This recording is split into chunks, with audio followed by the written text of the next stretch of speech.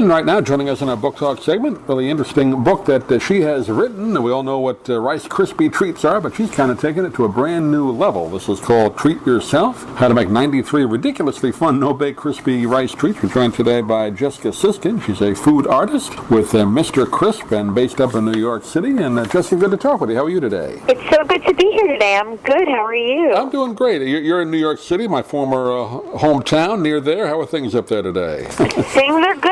A little bit rainy, but good. Good. First of all, it's a fun book to kind of leaf through, and I guess we all know about Rice Krispie treats, but some of the designs, and that's basically what the book is about, how you can design in kind of fun and interesting different shapes and sizes and fun things to look at. First of all, how'd you get involved in doing this? So I started making creative crispy rice treats about 5 years ago. I actually don't know how to cook anything else. This is the absolute single recipe that I know how to make.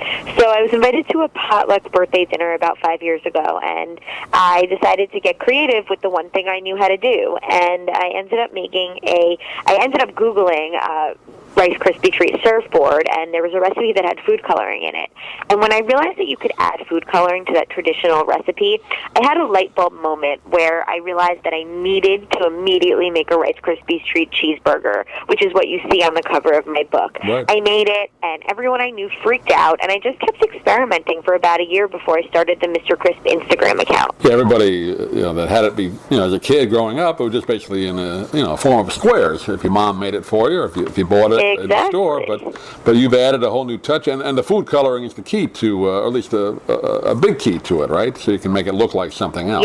Yeah, the food coloring is really important. I add the food coloring right into the melted marshmallows before I add the cereal, and it's a lot of fun to be able to experiment and sort of let your imagination guide you. The book contains 93 different projects of things that you can make out of crispy rice treats, but I just see the book as a jumping off point. I think that once readers get their hands on the book and start to work with the recipes there, they will be able to apply those techniques to their... Is it basically, like you just said, it's Rice Krispies and melted marshmallow? Yeah. That's the whole recipe, right?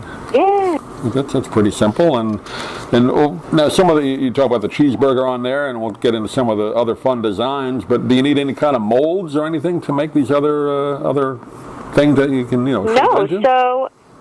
So everything can be done without a mold. There are a few items that need a special pan, like, for example, the donuts and the bagels. I use a donut pan, and those are really easy to find. But other than that, I don't really use molds. I use a few different cookie cutters. And the book also comes with downloadable templates. So you can go online and print out these templates that you tape together. You can just lay parchment paper over them, pour the mixture on, and use them as a guide to mold your shapes. So it's really, really foolproof. Is it only food coloring, or can you use maybe different like fruit juices or something that are that color, or is it just food coloring you use? I wouldn't recommend using juices because they tend to make the cereal a little bit soggy. Right. But I would definitely recommend you can use different extracts. They also have natural food coloring. I use peanut butter sometimes, although it doesn't quite change the color. You talk about the cheeseburger. I guess that was one of the first ones you did. What did you jump off to from that point? Holiday designs, right? Yeah, so from there I actually just kept doing other foods. So that's how I started for the first year. So it was a cheeseburger, donuts, bagels and lox. I did a giant s'mores, ice cream cones, a birthday cake, things like that within my first year. And then I started branching out into other categories. But that wasn't until about a year in. Yeah, like the holiday section, of course, for Halloween, not too far away, you have a spider web. That's kind of fun. And, of course, Christmas and Hanukkah, you have the menorah and, of course, Christmas tree. And one of my favorites was your football stadium. I guess that takes a little longer to put together, but that's a fun one. Yeah, that's a really fun one. It's huge. It feeds a lot of people. Now, how many boxes of Rice Krispies have you bought over the years? A lot, I guess. I don't even think I could count. I mean, like this week I've probably bought 20, so...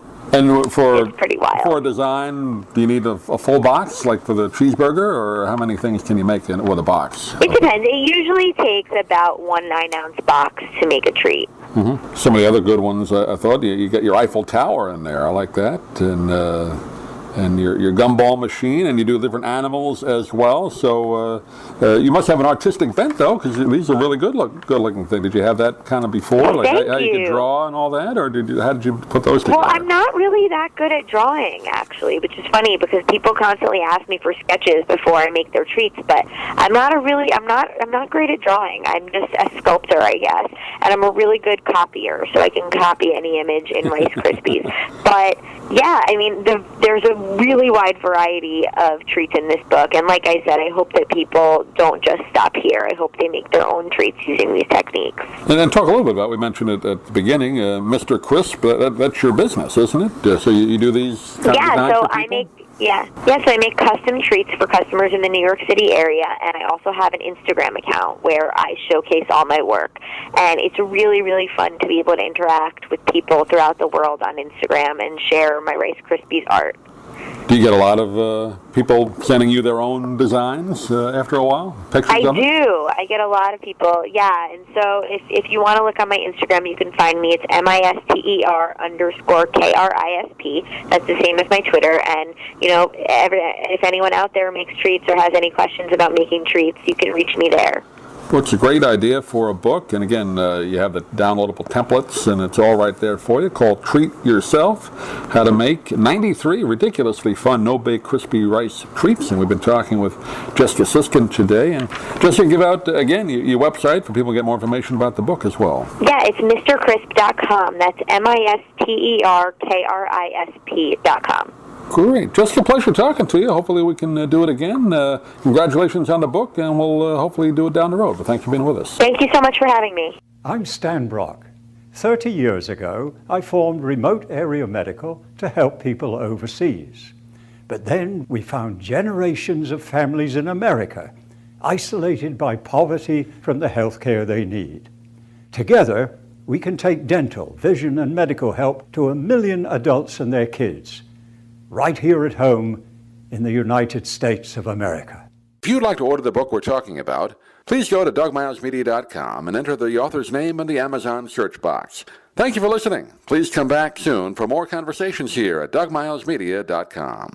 This has been a presentation of Doug Miles Media, all rights reserved. You can listen to or download previous programs at iTunes, Stitcher.com, or DougMilesMedia.com.